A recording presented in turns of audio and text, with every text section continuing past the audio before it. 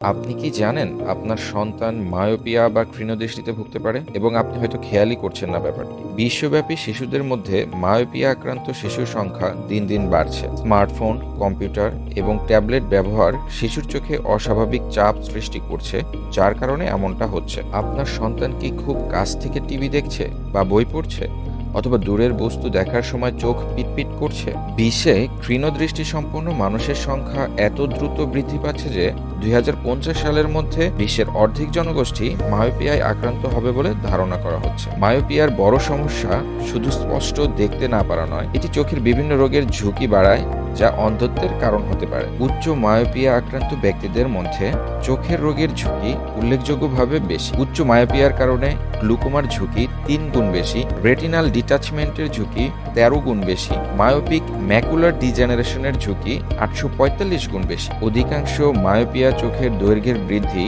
Ocular Axis এর কারণে হয়। একবার মায়োপিয়া বৃদ্ধি পেলে এটি আর নিরাময় করা যায় না। তাই ভবিষ্যতে চোখের রোগের ঝুঁকি কমানোর জন্য মায়োপিয়ার বৃদ্ধি রোধ করতে যত দ্রুত সম্ভব পদক্ষেপ নেওয়া গুরুত্বপূর্ণ।